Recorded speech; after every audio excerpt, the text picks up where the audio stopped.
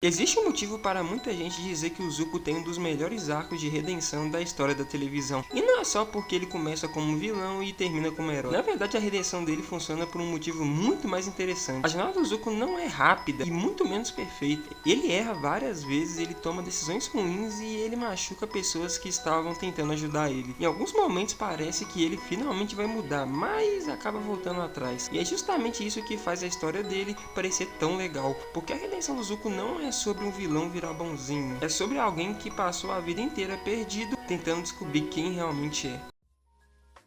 No começo de Avatar: A Lenda de Aang, o Zuko parece só mais um vilão típico. Ele aparece perseguindo Avatar pelo mundo inteiro, sempre irritado, sempre obcecado, sempre disposto a fazer qualquer coisa para capturar o Avatar. Mas a verdade é que o objetivo dele nunca foi realmente o Avatar. O verdadeiro objetivo dele era recuperar a própria honra. Antes da história começar, Zuko era um príncipe da Nação do Fogo, filho do poderoso Senhor do Fogo Ozai. Mas tudo mudou depois de um único erro. Durante uma reunião militar, o Zuko falou contra um plano cruel que sacrificaria soldados da própria nação. Ele estava tentando defender vidas, mas o pai dele viu aquilo como desrespeito. Então Ozai desafiou o próprio filho para um Agni Kai, um duelo de fogo. Só que o Zuko se recusou a lutar contra o próprio pai, e a resposta do Ozai foi brutal. Ele queimou o rosto do próprio filho e o baniu da Nação do Fogo. A única forma do Zuko voltar para casa seria capturando o Avatar, algo que praticamente ninguém acreditava ser possível. Então a vida dele passa a girar em torno de uma única coisa: provar que ele não é um fracasso. Ao lado dele sempre está uma pessoa muito importante, o tio dele, o Iroh. Enquanto o Zuko vive consumido por uma raiva e obsessão, Iroh vive tentando ensinar algo que o sobrinho ainda não consegue entender. A de verdade não vem de aprovação dos outros. Com o tempo, a série começa a mostrar que o Zuko não é um vilão simples. Na verdade, ele é um personagem completamente quebrado por dentro. Ele vive em um conflito o tempo inteiro entre quem ele acha que precisa ser e quem ele realmente é. Esse conflito fica ainda mais claro quando descobrimos mais sobre a infância dele. Desde pequeno, o Zuko sempre foi comparado com a irmã Azula. Azula era considerada um prodígio, fria, calculista e extremamente poderosa, enquanto o Zuko sempre foi visto como fraco e decepcionante, principalmente pelo próprio pai. Essa comparação constante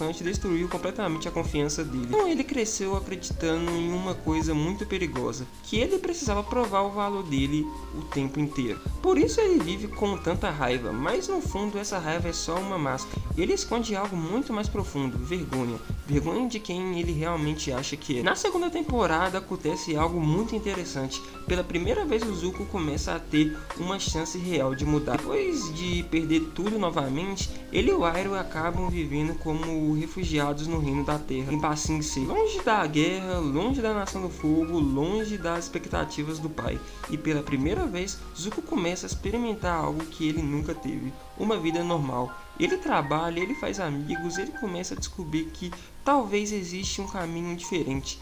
E é nesse momento que parece que a redenção dele finalmente vai acontecer. Mas então chega um dos momentos mais importantes da série, e também uma das decisões mais frustrantes do personagem.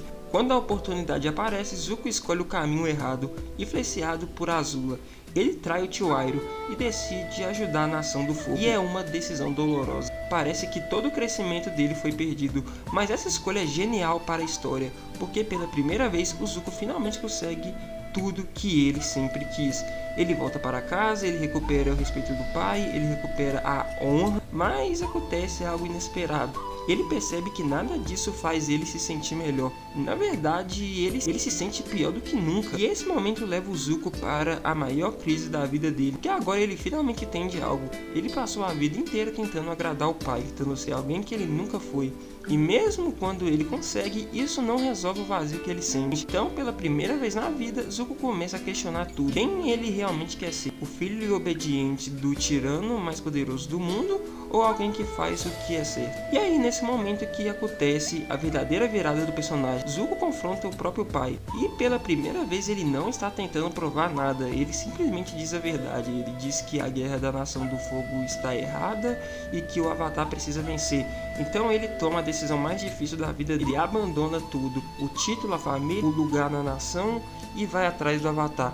mas dessa vez não é para capturar, e sim para ajudar. Mas aí a redenção do Zuko não acontece automaticamente. Quando ele tenta se juntar ao grupo Avatar, ninguém confia nele, e com razão, durante 2 temporadas inteiras ele persegue eles. Tentou capturar o Avatar várias vezes, então agora ele precisa fazer algo muito mais difícil. Ele precisa provar que mudou, e ao longo de vários momentos da terceira temporada, ele começa a conquistar a confiança de cada membro do grupo. Ele ajuda o Aang a dominar o fogo, da Katara a confrontar o passado dela, ele aprende com o Sokka, e pouco a pouco ele finalmente encontra um lugar onde pertence. E talvez o momento mais emocionante de todos deve ser quando ele finalmente reencontra o tio Iroh, porque o Zuko acredita que não merece o perdão, mas o Iroh simplesmente abraça ele, porque no fundo ele sempre acreditou que o sobrinho poderia mudar. No final da série, o arco do Zuko finalmente se completa, especialmente no último Agni Kai contra a Azula. Ali a diferença entre os dois personagens é gigantesca. A Azula luta cheia de raiva, cheia de obsessão, cheia de desespero, enquanto isso Zuko luta com calma, com controle e com equilíbrio.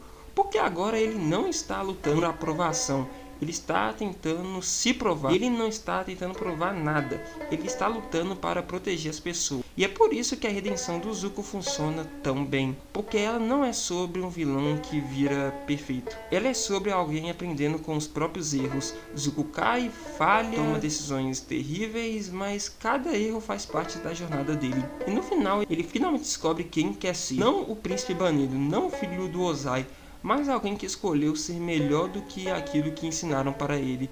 E é isso que transforma o Zuko de um príncipe perdido ao Senhor do Fogo que finalmente trouxe o equilíbrio para o mundo.